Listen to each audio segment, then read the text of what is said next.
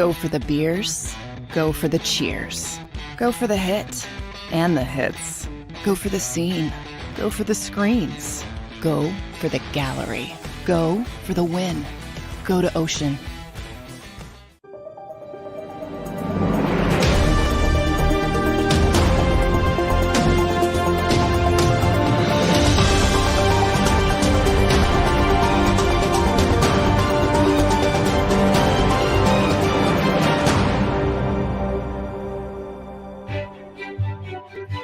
My, oh my. Welcome into the JAKIB Media Phillies Postgame Show. We're going to give a some instant reaction of the Phillies winning 3-1 over the Houston Astros. Aaron Nola absolutely dominant in his start tonight for the Phillies, giving you 8 innings of one-run baseball, 107 pitches thrown.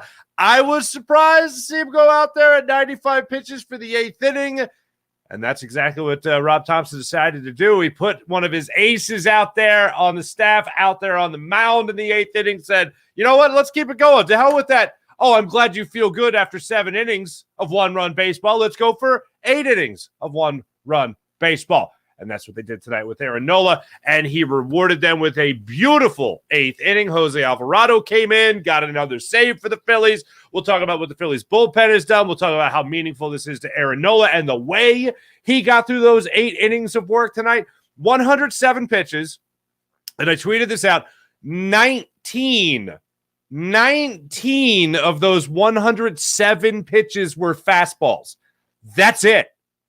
He was not getting by on a fastball tonight, and it became a story in the early goings of this game and really through the first 4 or 5 starts of the season for Aaron Nola. It has been very relevant, and they even put the stat up there on Apple TV Plus. In case you didn't see the game, it was on Apple TV Plus, which is why you might not have seen the game, so I'm going to try to give a little bit more detail than normal on the post-game shows here on JAKIB Media.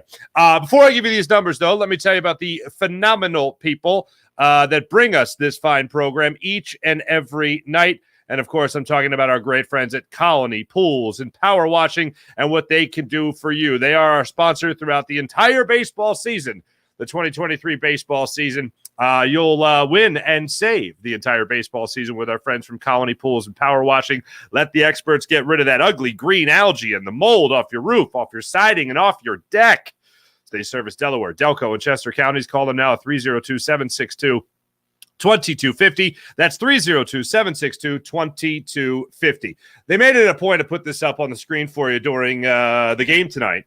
And if you look at 2022, so last year versus this year, when it comes to Aaron Nola, all his statistical categories, everything, all the velocity, from four-seam fastball, sinker, cutter, changeup, curveball. Now he's really perfecting the knuckle curve. But everything across the board for Aaron Nola, everything, velocity is dropped. He has gone from a 92.8 average on his fastball, 92.8, to 91.7 on the fastball. And tonight, it really showed a dip in velocity for Aaron Nola. I don't know what he was averaging tonight velocity-wise, but it just seemed like it was constantly down in the 90 or 91. And I would see if that, is that his sinker? No, that's his fastball? Okay, well, all right. Then as the game goes on, you realize not a lot of pitches are being chalked up as fastballs. So in that 8th inning, as Aaron Nola is taking the hill, before he even threw a pitch that inning, they put the stats up there as to what he was relying on the most to get through this start. Knuckle curve was like the number one thing you were seeing him rely on to get through his start tonight. And then all the way down there, second or third to last pitch he was throwing tonight was that fastball. And it was only 19 pitches. He did not throw a fastball in that 8th inning.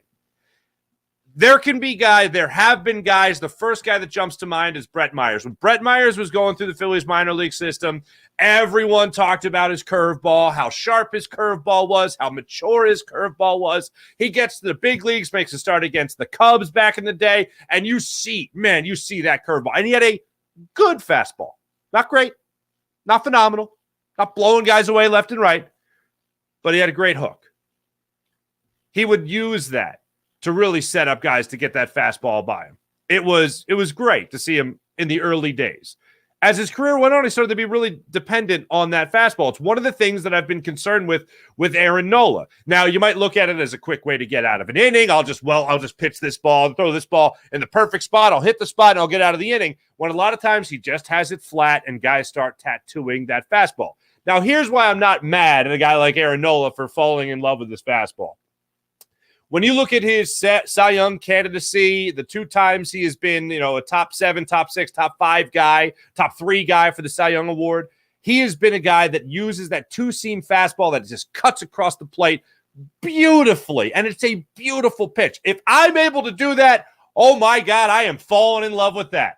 I'm throwing that to left-handed pitchers, letting it cut, or left-handed hitters letting that cut in. I'm throwing it to righties, letting it cut away from them. I am throwing that pitch with great regularity because guess what? That's a hard pitch to make sure you can get on top of. And he was fooling a lot of guys with that. Over the last couple of seasons, he hasn't had that type of success. The rate of that fastball has dipped. The movement on that fastball, the life on that fastball, boy, has it dipped. So I think it's been him trying to reach back into the Wayback Machine a little bit and trying to pull that out of an old bag that's just not there anymore. And I was tweeting with somebody before I cracked open the mic here to do the post-game show, and I said, this is giving me vibe. I want to emphasize vibes, okay? Because this is what we like to call in this modern day and age a hot take, okay? I don't mean this to be a hot take, but I couldn't help it. I'm just being honest with you. This is the way I feel. I'm not going to lie to you. If this is how I feel, I'm going to tell you how I feel. I got Jamie Moyer vibes. Emphasis on vibes. I'm not saying he is Jamie Moyer. I'm not saying that Aaron Nola is no longer going to throw fastballs that are going to top out anything above 91 miles per hour, okay? I'm not saying his fastball is going to be 88, okay? But what I am saying is that I got vibes tonight of Jamie Moyer. Now, obviously, Aaron Nola is not 40, all right? He's not 42. He's not 43. He's not 107, okay? Threw 107 pitches. But that's the vibe I got tonight. I got a control pitcher.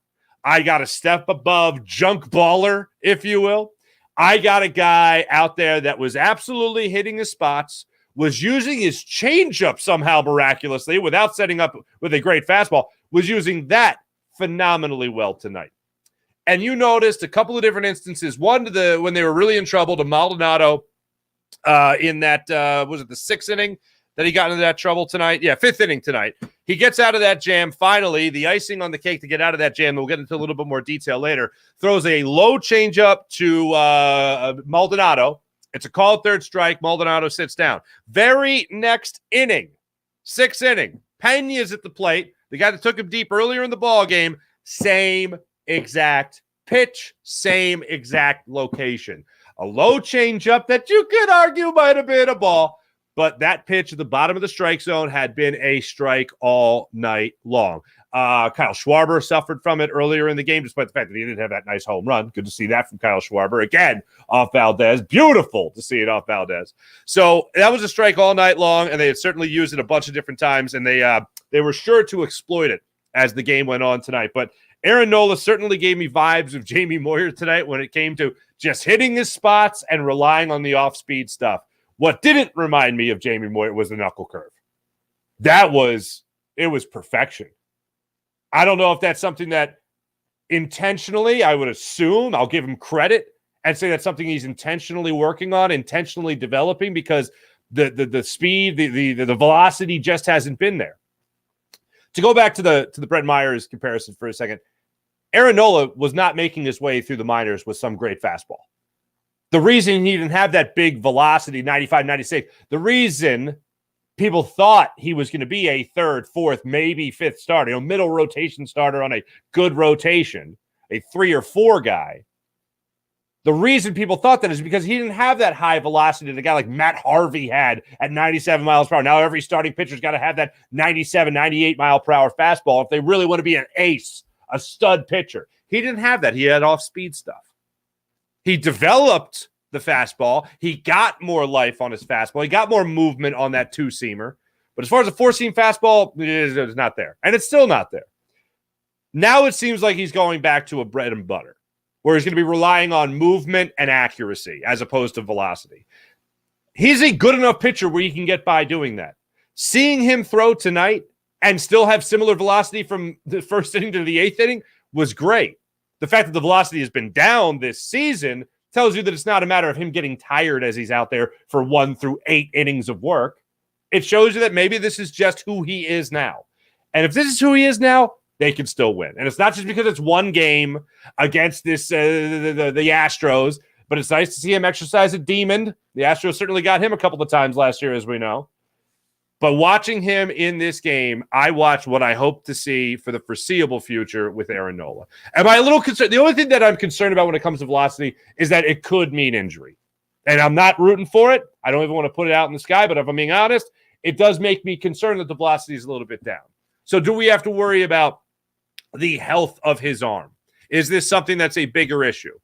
When you go through 8 innings and you throw 107 pitches, I'm saying as the start of this game was going on there with the low velocity again, I was starting to get concerned. The deeper he went, the fact that they trusted him to go out there for the 8th inning, to go over 100 pitches, that puts all that by the wayside.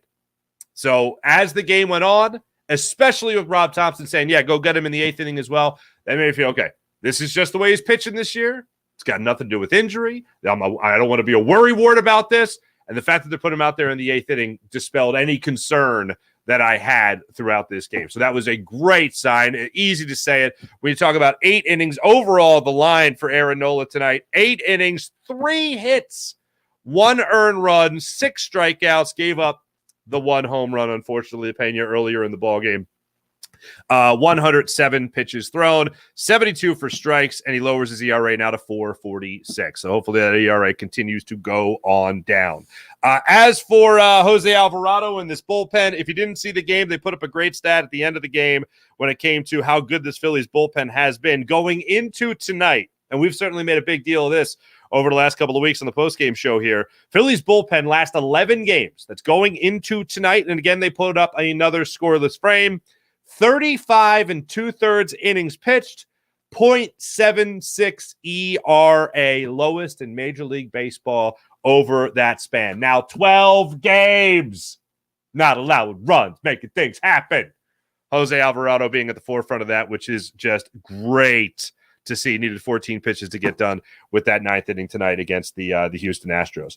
As for the game itself, let's go ahead and do a little play-by-play for you here, blow-by-blow as how this went down. Phillies got on the board early with Kyle Schwarber being able to step to the plate with a home run with 2 outs in the inning already. Bryson Stott and Trey Turner led off the game with grounding out to shortstop. Then you have Kyle Schwarber step to the plate. He gets thrown 4 straight cut fastballs by Framber Valdez and decides to deposit the 4th one he saw in the right field stands deep down the right field line. So that was great to see. Castellanos ended up grounding out to the second baseman after that. So it was a 1-0 ball game in favor of the Phils. Aaron Nola, second batter, he faces Pena. Good afternoon, good evening, and good night to center field. That was a 4-seam fastball that he was able to tattoo. It's a 1-run ball game. Nola then settles in and deals, as does Valdez in this ball game. Nola at one point sat down 11 straight batters after that home run. So that was great. So you cruise through the 4th inning there. Now you jump into the 5th inning. Harrison starts the inning off by striking out on a high fastball, 97 miles per hour, had no chance. You talk about life on a fastball. Valdez was silly tonight. Like I was like laughing at the movement he had on his pitches. One of the things I remember from that no-hitter was after the game, Rob Thompson was talking about how there was lift on his fastball. And he's like, to get lift on your fastball, you got to be doing something just insane. And in this game, you didn't see as much lift on that fastball, but you saw just movement.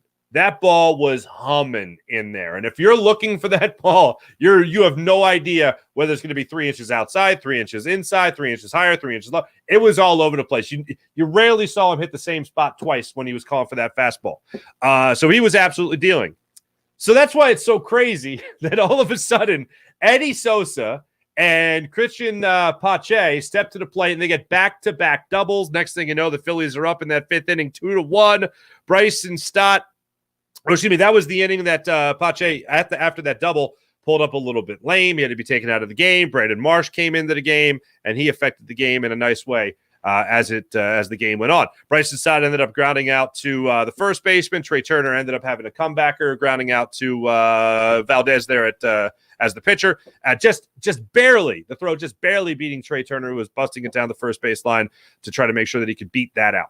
Then the bottom of the fifth, and this is where you saw a lot of trouble for Aaron Nola. This is where you thought, all right, you know what? Great 4 innings. Time to pack it in. Let's get the guys going in the bullpen a little bit. And Aaron Nola, he was ready to go. Jose Abreu leads off the inning there with the single to center field. Just missed a home run in the previous, maybe 2 pitches prior, down the left field line. Ends up not being a home run. It was a foul ball. Abreu ends up getting the single. Then Joke steps up, gets the infield single. Bad throw. I thought the throw was going to be originally called an error to Trey Turner. It was originally called on Alec Boehm. They thought Boehm could have fielded the ball. Later in the game, I think it was the 8th inning, they announced that the error had been given to Trey Turner. Bottom line is, now you got 2 runners on base here. All right? You got runners at the corners, nobody out in a 1-run ball game. All right? It's 2-1 at this point. Runners at the corners, nobody out. Myers hits a dribbler to Alec Boehm, who is charging that ball as if it's a bunt. He fields it, makes the exchange, flips it over. Really, it wasn't even a flip. It was a direct throw home to JT Realmuto. Abreu is actually trying to score on this play, and it was a great tag by JT Realmuto. It's a tough play as a catcher. You're watching to field the ball. You're watching to receive the ball from your first baseman who's throwing it to you. Then you got to go back and you got to find the guy who's trying to slide into home. Bang, bang play at home. JT Realmuto tags Abreu right in the stomach, and that's the end of that. So now you got 1 out in the ball game. Banyan then steps up. He tries to jump on a first pitch that he sees. He helps out Aaron Nola tremendously in this. Now, if you have a situation here where Abreu doesn't try to score on that little dribbler hit in front of home plate that Alec Boehm fielded, he'd still be on third base and most likely tag up to score and would have scored. The ball was deep enough to score a run. Nobody scores in this. So now you got 2 outs after the fly ball to center field by Bannon. And then that's the throw. That's the changeup that Aaron Nola threw to get out of the inning to Maldonado, striking him out, looking to end the bottom half of the 5th. The score remained 2-1. Score stayed the same in the 7th inning. This time, Harrison leads things off by grounding out to the third baseman, Bregman. Sosa steps up, hits yet another double in this game. Brandon Marsh steps up. He was subbing in for Pache, who had to leave the game with, I believe it was a knee injury. And Marsh delivers an RBI single to center field right up the middle. It was fantastic. You see Sosa score the 3rd run of the game for the Phils, and it felt like at that point it might as well be a 10-run lead. At least that's how I felt. Bryson Stott ends up grounding into a double play, so they get out of the inning that way. 7th inning, 1-2-3 again for Aaron Nola, just absolutely dominating there in that 7th inning. Then in the 8th inning, Phillies aren't able to get much going for themselves there. I talked about some nasty pitches there from Valdez. Brian Abreu, who came on in relief there in the 8th inning. The backdoor slider that he got Kyle Schwarber on. You want to talk about nasty? That was nasty. Schwarber just looked like, well, I don't know how I'm going to hit that, but all right, that's what he's throwing tonight. And that was the one at bat that Schwarber had against him. Castellanos ended up striking out later in that inning as well. Then you move on to that 8th inning, and there's Aaron Nola trotting back out. And sure enough, 1, 2, 3 gets out of the 8th. Phillies close it down in the 9th inning to move above 500 for the first time this season. And they start things off just right. When it comes to this series against the Houston Astros, they get the 3-1 win. And for the second time in 7 games, the Phillies have a 3-game winning streak. Can they do it? Can they magically do it? Can they get somehow amazingly 4 wins in a row? Let's not get greedy, right? No. Let's get greedy. So the Phillies can possibly go for 4 wins, or they will be going for 4 wins in a row tomorrow. 5:10 start time for the Phils. Zach Wheeler gets the start against Christian Javier. Wheeler's going to be looking to, what do we call this? 3 innings, quality start last time out there. 6 innings, 3 runs, all of them earned in a start against the Colorado Rockies. It was one of the wins that the Phillies had against the Rockies, the 9-3 victory. He did issue 3 walks in that game while still striking out 11. So love to see him settle in for this start coming up here against the Houston Astros and keep this winning going for the Phils. And if the bullpen needs him, bullpen will be right there for him. Christian Javier, right-handed pitcher for the Houston Astros. He's coming off a start, one hell of a start.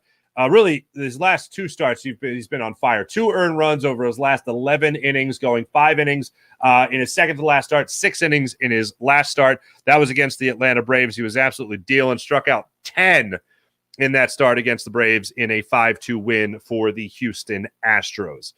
Just continuing to see some great things here. And here's one of the things that bothered me about Pache. Nobody ever wants to see anyone get injured, okay? We've certainly sung the praises of Kevin Long. We've certainly sung the praises of K. Long, okay? The Phillies hitting coach. Pache is his masterpiece. I mean, you have Brandon Marsh turning around, and that's beautiful. Mwah, chef's kiss, okay?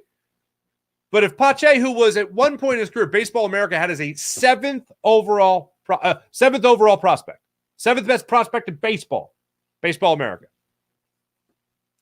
If he's really finding himself right now, then this is just terrible.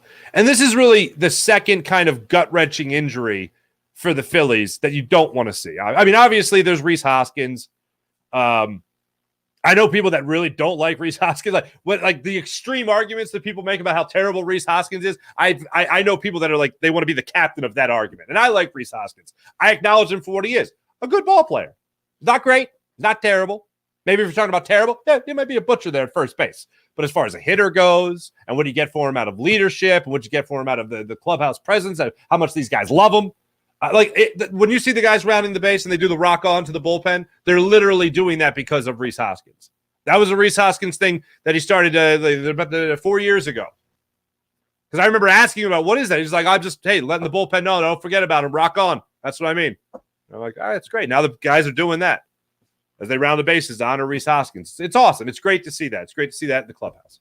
It's great to see the guys continue to do that without Rhys Hoskins. But seeing his injury sucks in spring training, then the guy that's going to get the ultimate opportunity, and Rhys Hoskins even told him this, was Derek Hall. Derek Hall's going to get this great opportunity to at least establish himself as a big league first baseman, a big league hitter. He strains his thumb. That's that. That sucks. The guy's finally going to get that opportunity. Now you have a guy in Pache who is figuring it out at the major league level. He already has in the field, as we all know. We've talked about 10 times over. But finally figuring it out at the plate, hitting over, 368 coming into this series, now 333. And then he just gets that double to help the Phillies get the win tonight. And it's a very unfortunate thing. A very, very unfortunate thing. So a speedy recovery. Hopefully, first and foremost, it's nothing serious. We can see him back in the Phillies lineup sooner rather than later. Pache is 360 now on the season. So cross your fingers that it's nothing serious. And I'm going to go ahead and just give a look and see if anybody has reported on the Pache injury to this point. And I'm not seeing anything as of right now. So that's the latest. Let me see what you guys are saying about this game in the chat. Sean Gillespie, how are you? Zach Hine. What's up, Zach Hine? Is it Zach Hine or Heen? I'm going to say Hine. Hey, did you guys know that the Phillies and Astros played in the World Series last year? They only mentioned it like 20 times. Yeah, it was a little redundant. The other thing, I will say this about Apple TV. I actually like Apple TV. Apple TV Plus. I'm talking about for baseball broadcasts. I think they do a nice job on the broadcast. I think their graphics are clean. I think they run a good broadcast. I will say this. The probability I'm watching Eddie Sosa up there at the plate, and it's like the probability of him getting a hit here is 20%. Next pitch. Now it's 37%. I'm like, okay, nerds, can we calm the hell down for a second with the numbers? All right. That's a little too much. Like, I don't know anyone that's bringing it up. Well, at that point, he had a hit probability of 24%, so it's not really a surprise that he didn't get a hit there. Like, a little much here, fellas. Okay? Can we back that off for a second? We don't need numbers for everything. In baseball, yes, there's numbers for everything. But that doesn't mean we need them on the screen all the time. You want to give me helpful stats like how great the bullpen has been over their previous 11 games? Yeah, give me that. I'd love to see that early and often. Love it.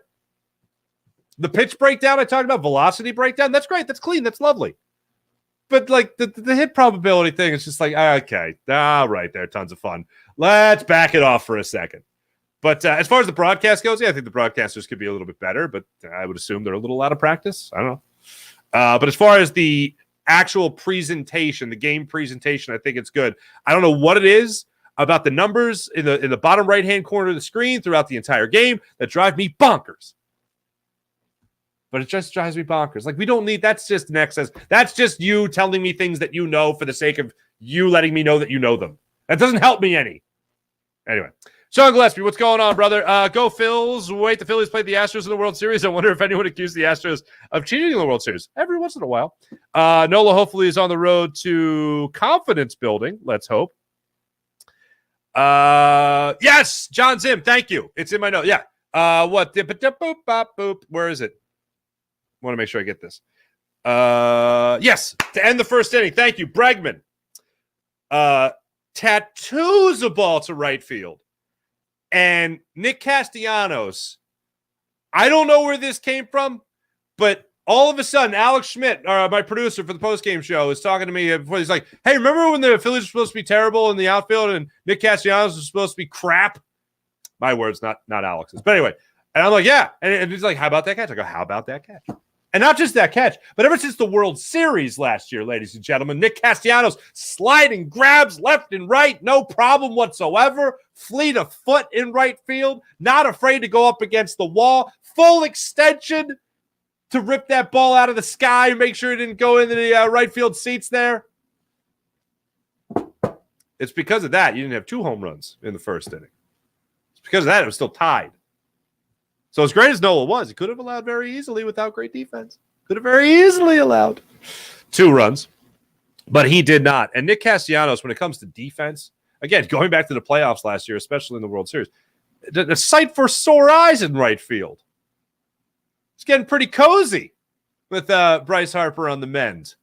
Bryce Harper, your DH, most likely your first baseman later in the season. But Casty's looking pretty comfortable there in right field, if I do say so. So yes, thank you, John Zim. Thanks for bringing that up. Zach Hine. Hine, like the ketchup, but I don't get any money from it. I'm sorry. Heinz ketchup is delicious. You have put a Z on the end and just lie for the ladies. Oh, Sean, you're telling Zach Hine to just put a Z on the end of his last name. I like that. There you go. Zach Hine, way ahead of you, Sean. Hi, ladies. Do you like condiments? Slap. No, I said condiments. Mints. Did you get the demints part of that? Slap again. Okay. Nice to meet you. Jason Murdoch. Wow. Jason, welcome to the party, pal. Thanks, everybody in the chat. You guys are great, as per usual. Once again, Phillies and Astros back at it. 5:10 start time tomorrow night after this 3-1 victory, and the Phillies moving over the 500 mark for the first time this season. They moved to 14-13 on the season. Houston Astros dropped to 14-12 on the year.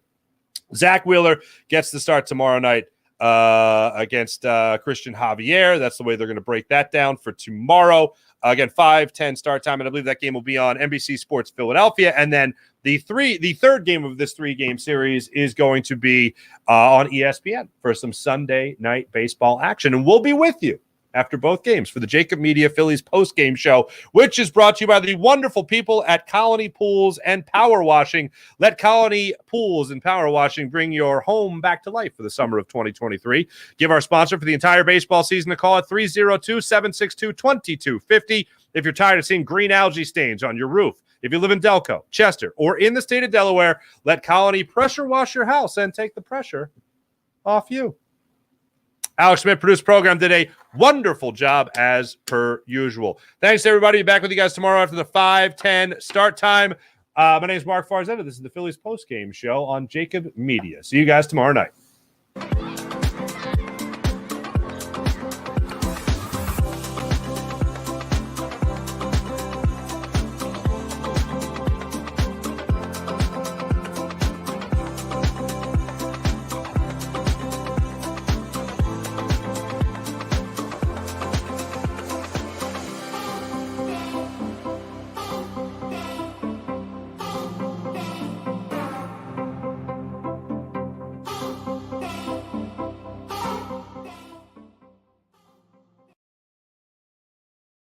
Heading down the shore, have a ball once more. Here, imaginations run wild and time stands still. Because here, you can find the best of the Jersey Shore, all on one 5-mile island. So leave the old you behind and get lost in the woods. Wild, wild, wildwood days. Imagine for a moment that you went to work today and when you came home, you were catastrophically injured. Your life and your family's life. That's what happened to union construction worker Mike Little. I was scared of what the end was going to be, but to be 100% honest with you, I knew I was going to be all right just by talking with Brian. In my heart, I just knew everything was going to be all right. Call the firm and find out why they say, "We got this." Call 215-458-2222.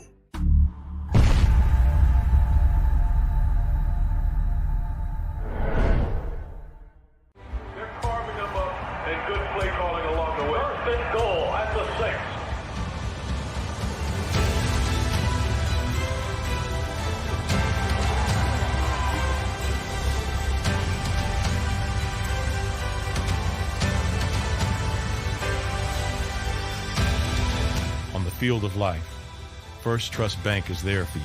Champions on 3. 1, 2, 3. Because Philadelphia dreams deserve a Philadelphia bank. Go to get your game on. Go for the beers. Go for the cheers. Go for the hit and the hits. Go for the stakes and the stakes. Go to get your parlay on. Go to get your party on. Go for the scene. Go for the screens. Go for the gallery. Go for the win. Go to Ocean. Visit theoceanac.com to plan your visit.